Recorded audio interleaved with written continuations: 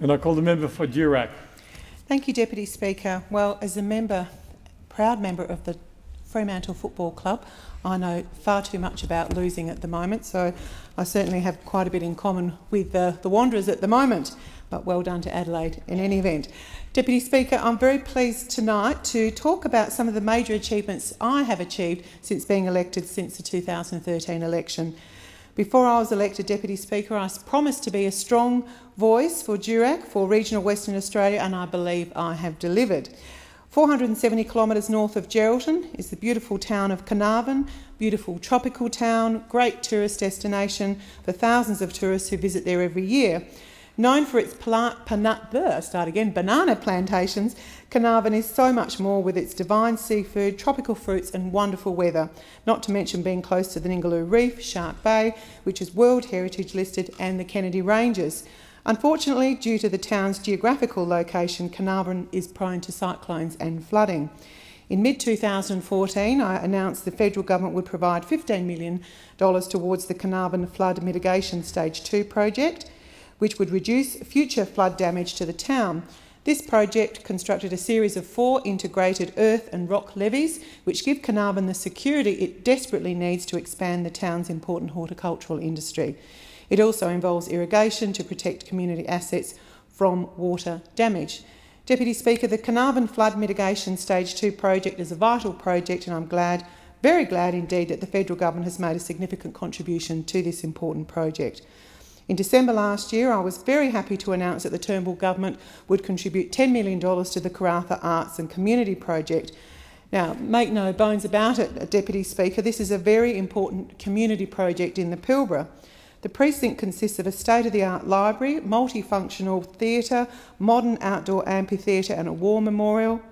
The library, which includes a professional research and education development zone, office space and personalised visitor centre services within the amenity.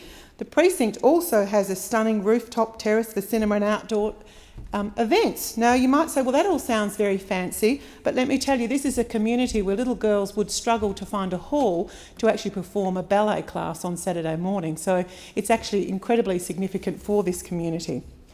Deputy Speaker, this project is a magnificent boon for the Pilbara, and I'm very proud to be contributing to this, which will be a game changer, not just for Karratha, but the Pilbara more generally. The Turnbull government, whilst we're in the region of Karratha, has also provided $2 million grant for the restoration of the Victoria Hotel in Roebourne.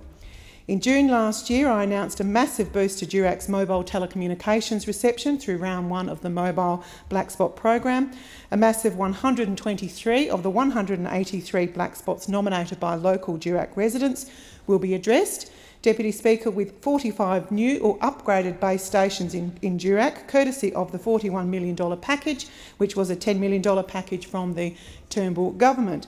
This, Deputy Speaker, as you can imagine, is fantastic news for Durack, which has over 300 towns and communities, and for many people on a scale that is very difficult to put into words.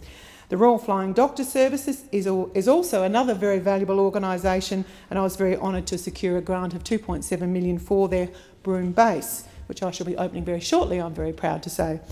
This government is keeping the Anzac Day spirit alive in Durack with over $130 worth of projects for the Anzac Centenary Local Grants Program.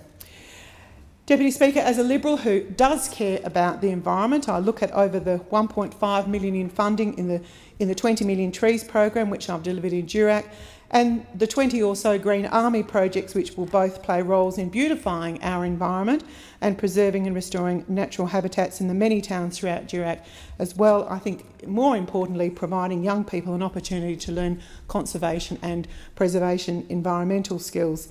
Just a few weeks ago, I announced over $3.3 million worth of black spot funding to fix dangerous roads, and 8 black spots will be fixed as a result.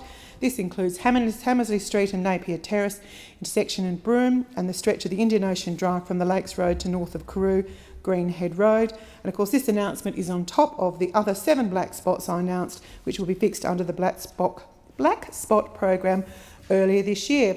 Deputy Speaker, these are just a small snapshot of some of the major achievements I've delivered since being elected.